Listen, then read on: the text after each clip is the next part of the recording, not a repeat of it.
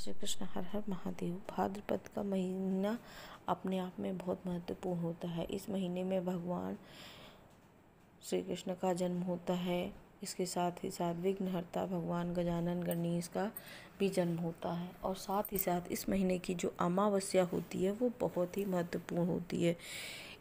इस महीने की अमावस्या को भाद्रपद अमावस्या, पोला अमावस्या, पिठौरा अमावस्या, कुशग्रहणी अमावस्या, कुशोत्पाटनी अमावस्या आदि नामों से जाना जाता है।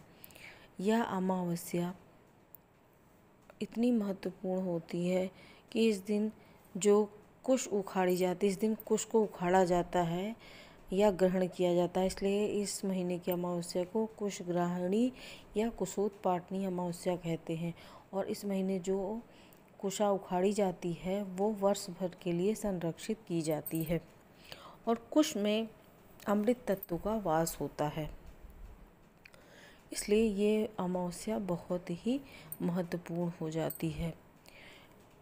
इस दिन संतान की दीर्घायु के लिए, संतान पर आने वाले कष्टों के निवारण के लिए माताएं व्रत भी रखती हैं।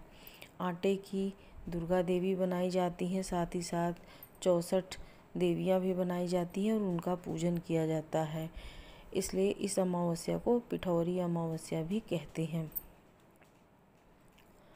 और जैसा कि मैंने पहले ही बताया कि इस अमावस्या पे कुश नामक घास को उखाड़ा जाता है, जो देव कार्य और पितृ कार्य दोनों में प्रयोग होती है। और इस दिन उखाड़ी गई घास वर्ष भर के लिए प्रयोग में लाई जाती है। इसलिए इस अमावस्या को कुशोत्पाटनी अमावस्या कहा जाता है। और कुश में कहते हैं अमृत का वास होता है। इस दिन स्वच्छ स्थानों से कुश नामक घास को उखाड़ा जाता है और ले आके वर्ष भर के लिए न केवल रखा जाता है बल्कि इस दिन इसका शरबत भी बनाया जाता है और इसका पूजन भी किया जाता है।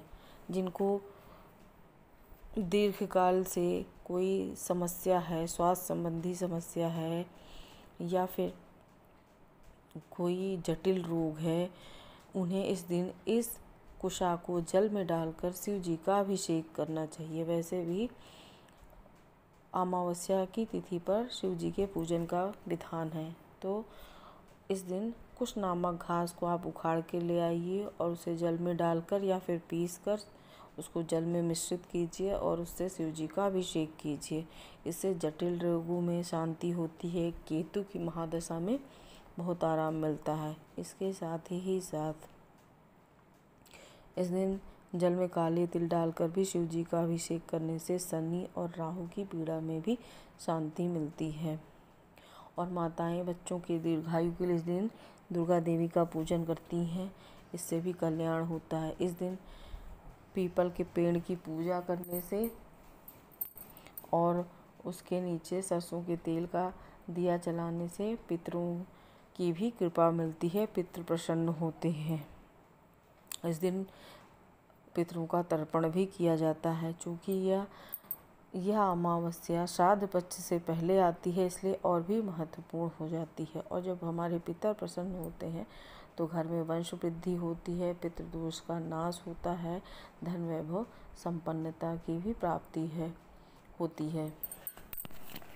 इस दिन आप अपने पितरों का तर्पण भी करें और पितरों के निमित्त आप किसी ब्राह्मण को भोजन कराएं। भोजन नहीं करा सकते तो पीपल के वृक्ष के नीचे खीर का कटोरा भर कर रख दें, इससे भी पितृ प्रसन्न होते हैं।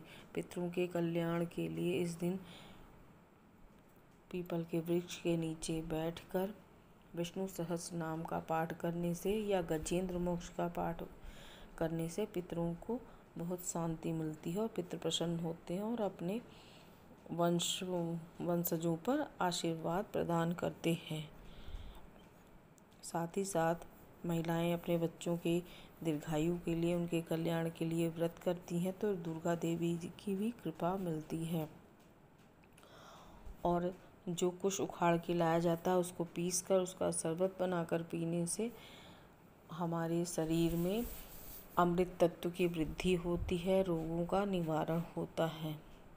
पहले के समय में लोग ऐसे ही करते थे, जब मिक्सी आदि नहीं होते थे तो वो काट के इस दिन लाते थे और उसे भिगोकर रात भर रखते थे और प्रातःकाल उसमें नींबू, काला नमक, चीनी आदि मिलाकर उसका शरबत पीते थे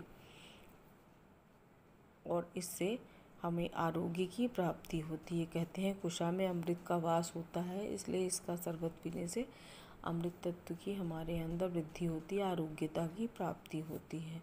तो ये कुछ छोटे छोटे उपाय हैं, इनको करने से न केवल हमें ईश्वरीय कृपा मिलती है, पितृ प्रसन्न होते हैं, बल्कि हमें उत्तम स्वास्थ्य की भी प्राप्ति होती है। भाद्रपद अमावस्या की आप सबको विशेष विशेष शुभकामनाएं। साथ ही साथ यह 14 तारीख को अमावस्या मनाई जाएगी। जो आप तर्पण और कुशा ग्रहण करने का कार्य करेंगे वो 14 को करेंगे और स्नान दान आदि का जो कार्य करेंगे वो 15 को करेंगे, 15 सितंबर को। और दोनों ही दिन हमें अमावस्या मिले, इसलिए स्नान दान की जो हम अमावस्या करेंगे वो 15 को करेंगे। कुश ग्रहण करने की, व्रत करने की अमावस्या, तर्पण आदि की अमावस्या 14 को करेंगे।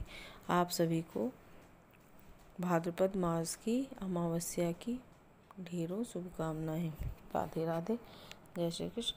हर हर महादेव।